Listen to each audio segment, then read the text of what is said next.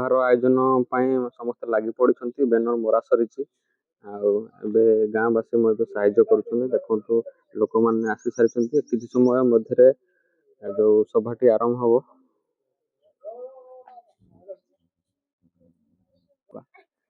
ଆଜିର ଏହି ମହତ୍ୱପୂର୍ଣ୍ଣ ସଭାରେ ମୁଁ ମନୋଜ କୁମାର ବେହେରା ଆମର ଏନଜିଓ ଡେକ୍ସଲର ୱେଲଫେୟାର ଫାଉଣ୍ଡେସନ ପକ୍ଷରୁ ସମସ୍ତ ମାନ୍ୟବର ଅତିଥି ସଦସ୍ୟ ପ୍ରିୟ ଭାଇ ଭଉଣୀମାନଙ୍କୁ ହୃଦୟରୁ ସ୍ୱାଗତ ଓ ଅଭିନନ୍ଦନ ଜଣାଉଛି।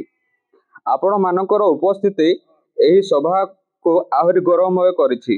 ଆସନ୍ତୁ ଆମେ ସମସ୍ତେ ମିଶି ସମାଜ ସେବା ପଥରେ ଏକ ନୂଆ ଦୃଢ଼ ସଂକଳ୍ପ ନେବା। ଆଜିର ଏହି ପବିତ୍ର ସଭାରେ ଆପଣମାନଙ୍କୁ ଏଠାକୁ ଡାକିବାର ମୂଳ ଉଦ୍ଦେଶ୍ୟ ହେଉଛି ସମାଜ ସେବାର ଏକ ପବିତ୍ର ଯାତ୍ରାରେ ଆପଣମାନଙ୍କୁ ସାମିଲ କରିବା।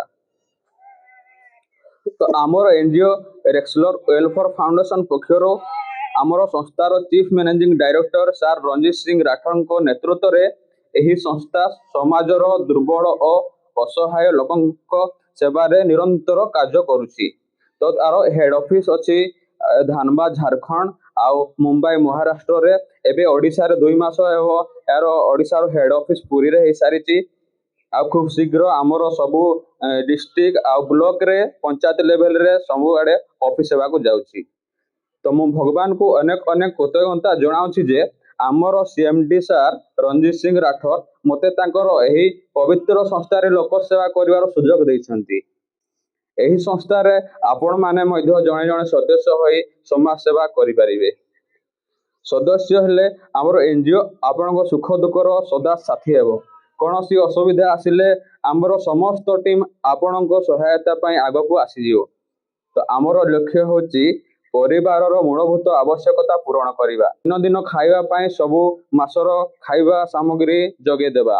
ଶିକ୍ଷାରେ ସହଯୋଗ କରିବା, ଆବଶ୍ୟକ ସମୟରେ ଚିକିତ୍ସା ସହାୟତା ଦେବା, ବିବାହ ଓ ଅନ୍ୟ ସାମାଜିକ କାର୍ଯ୍ୟରେ ସହଯୋଗ କରିବା, ଗରିବ ପରିବାରଙ୍କୁ ଘର ଯୋଗାଇ ଦେବା, ଜୀବିକା ଉନ୍ନତି ପାଇଁ ସହାୟତା ଯୋଗାଇ ଦେବା। ସେଥିପାଇଁ ଆପଣମାନେ ଆମ ସହିତ ହାତ ମିଶାଇ ସମାଜ ସେବାରେ ଯୋଗଦାନ କରନ୍ତୁ। ଆସନ୍ତୁ ଆମେ ସମସ୍ତେ ମିଶି ଦୁର୍ବଳତାକୁ ଦୂର କରିବା ଓ ଗରିବୀକୁ ହଟାଇବା ଓ ଏକ ସୁନ୍ଦର ସମୃଦ୍ଧ ଓଡ଼ିଶା ଗଢ଼ିବାର ସଂକଳ୍ପ ନେବା। ସମସ୍ତେ ମିଶି ସମାଜ ସେବା କରିବା, କାହାର ମନ ଦୁଃଖ ନ ଦେଇ ଭଲ ପାଇବା ଓ ସହଯୋଗ ପଥରେ ଆଗକୁ ବଢ଼ିବା।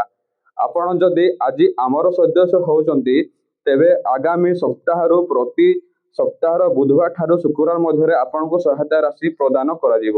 ତ ଆମର ଲକ୍ଷ୍ୟ ହେଉଛି ପ୍ରତ୍ୟେକ ସଦସ୍ୟଙ୍କୁ ଆର୍ଥିକ ଭାବେ ସୁଦୃଢ଼ କରିବା ଓ ସମାଜରେ ସ୍ୱାଭିମାନ ସହିତ ଜୀବନ ଯାପନ କରିବାକୁ ସହାୟତା କରିବା। ଯେଉଁମାନେ ଆମର ଏନଜିଓର ସଦସ୍ୟ ହେବାକୁ ଇଚ୍ଛୁକ ସେମାନେ ନିମ୍ନଲିଖିତ ଦଲିଲ ପତ୍ର ସହ ଯୋଗାଯୋଗ କରନ୍ତୁ। Passbook xerox copy, passport size photo ଗୋଟିଏ ଆଉ ମୋବାଇଲ ଯେଉଁମାନଙ୍କ ମେଲ ଆଇଡି ଅଛି ମେଲ ଆଇଡି ଦେବେ, ଯେଉଁମାନଙ୍କ ନଥିଲେ ବି ଚଳିବ। ଏହି ସମସ୍ତ ଦଲିଲ ପତ୍ର ଆଣି ଆମ ପାଖରେ ଜମା କରନ୍ତୁ। ଏବେ ଆପଣମାନେ ଅନେକ ଜାଣିଥିବେ ରେଜିଷ୍ଟ୍ରେସନ ପାଇଁ କେତେ ଟଙ୍କା ଲାଗିବ। କୁହନ୍ତୁ କୋଉମାନେ ଜାଣିଛନ୍ତି ଯଦି ରେଜିଷ୍ଟ୍ରେସନ ଫି କେତେ ଟଙ୍କା ହେଇଥିବ କୁହନ୍ତୁ। କେତେ ଟଙ୍କା ଲେଖା ରେଜିଷ୍ଟ୍ରେସନ ଫି ଆପଣ ଯଦି ଜାଣିଛନ୍ତି? ରେଜିଷ୍ଟ୍ରେସନ ପାଇଁ 350 ଟଙ୍କା। ତାହେଲେ ଆପଣ ଜାଣିଛନ୍ତି। ବିଶ୍ୱାସ ଯଦି କରନ୍ତି ଏଠାରେ ଆପଣ ମାନେ ଆମର ସଦସ୍ୟ ହେଇଯାଆନ୍ତୁ। ଆପଣ ଆଗରୁ କେବେ ଶୁଣିଥିଲେ କି ଏମିତି? ତ ଏମିତି ସଂସ୍ଥା ମୁଁ ବି ମଧ୍ୟ କେବେ ଶୁଣି ନଥିଲି। ତ ମୁଁ ଭଗବାନଙ୍କୁ ଅନେକ ଅନେକ ଧନ୍ୟବାଦ ଜଣାଉଛି ଯେ ସେ ଆମକୁ ଏମିତି ଏକ ସଂସ୍ଥା କାମ କରିବାକୁ ସୁଯୋଗ ଦେଇଛନ୍ତି।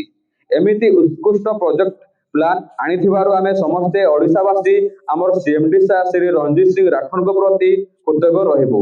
ଆସନ୍ତୁ ଆମେ ସମସ୍ତେ ମିଶି ସମାଜ ସେବା ପଥରେ ଆଗକୁ ବଢ଼ିବା। ଧନ୍ୟବାଦ।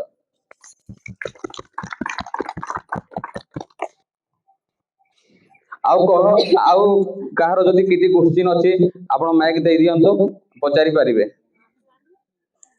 ତାପରେ ମୁଁ ଆଉ ନେକ୍ସଟ ଆଉ କଣ ସାହାଯ୍ୟ ମିଳିପାରିବ କହିବି। କାହାକୁ ଡାଉଟ ଲାଗୁଛି ପଚାରି ପାରିବ।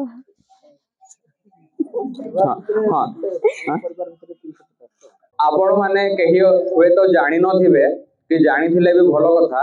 ଆଉ ଆମ ଗଭର୍ଣ୍ଣମେଣ୍ଟର ଗୋଟେ CSR ଫଣ୍ଡ ବୋଲିକି ଅଛି। ତ ଯୋଉ ବଡ ବଡ କମ୍ପାନୀ ମାନେ ରହିଲେ ତ ସେମାନଙ୍କର 3 ବର୍ଷର ଇନକମ ର 2% ସେଇ CSR ଫଣ୍ଡରେ ଦେବାକୁ ସେମାନେ ବାଧ୍ୟ।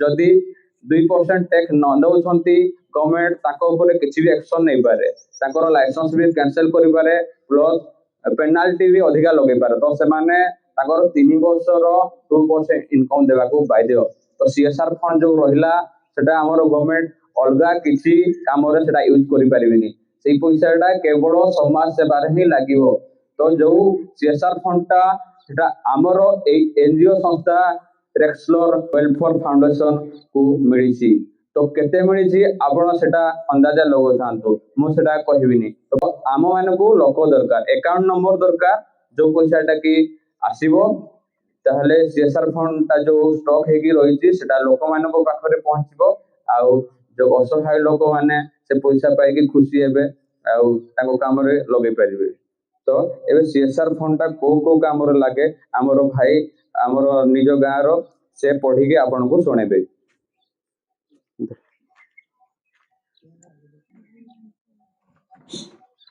नमस्कार बंधु माने आज आम जानिबा सीएसआर फंड कोउठी ओ केमिति व्यवहार हुए। सीएसआर रो पूर्ण अर्थ होउची कॉर्पोरेट सोशल रेस्पॉन्सिबिलिटी अर्थात बड़ कंपनी माने तांकर लाभर किछि अंश समाज रो उन्नति पई देई जानती। भारतर कंपनी एक्ट 2013 अनुसार जो कंपनी निर्दिष्ट लाभ अर्जन करे सेमाने तांकर सर्वमोट लाभर 2% सीएसआर खर्च करबाको पड़े। एबे जानिबा एही टंका कोउठी जाए। प्रथम शिक्षा क्षेत्र रे गरीब छात्र छात्री को स्कॉलरशिप स्कूल घर निर्माण पुस्तक बंटन डिजिटल क्लासरूम इत्यादि। द्वितीय स्वास्थ्य क्षेत्र रे मागणा डाक्तरी शिविर एम्बुलेंस सेवा हॉस्पिटल सहायता टीकाकरण कार्यक्रम।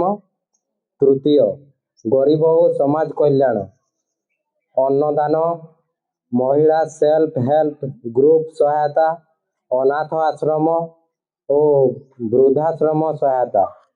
चतुर्थ परिवेश सुरक्षा गछ लगाण स्वच्छता अभियान सोलार प्रकल्प वर्षा जल संग्रहण। मने रखंतु सीएसआर फंड कंपनी निज स्वार्थ पई व्यवहार करि पारिबे नाही यह केवल समाज रो उन्नति पई। तो आउ कहा मन रे किछि डाउट नाही तो आउ कहा डाउट अछि जदी पचारंतु नहले आजिरो सभा एतिके समाप्त करिवा। गोटे गाँ रे केते जण रजिस्ट्रेशन करि परिबे? गोटे गाँ रे समस्त रजिस्ट्रेशन करि परिबे माने छोट छुआ रो बुढ़ा बुढ़ी समस्त करि परिबे किंतु पासबुक थिबा दरकार जो मानको पासबुक न थिबा आपण नवा पासबुक खोलि के हमकु देले आमे तारो रजिस्ट्रेशन करि के ताकू मध्ये सदस्य करिवु किंतु प्रति सदस्य पिछा 350 टका जो ए पैसा गुडा रिटर्न देबा को नाही नाही आपण को एडा माने गरीब मानको सहाय तो दिया हला पुणी एठी माने रिटर्न करिवार प्रश्न उठे। ठीक अछि हला ठीक अछि तो समस्त को डाउट क्लियर हे सारिछि तो आजिरो एई सभा एतिकिरे स्टॉप करिवा। तो आपण मानको ए हमरो सभा केमिति लागिला निहाती मतामत कमेंट करके जणेबे आ हमरो चैनल टी को सब्सक्राइब करिवे। तो रहिलो धन्यवाद।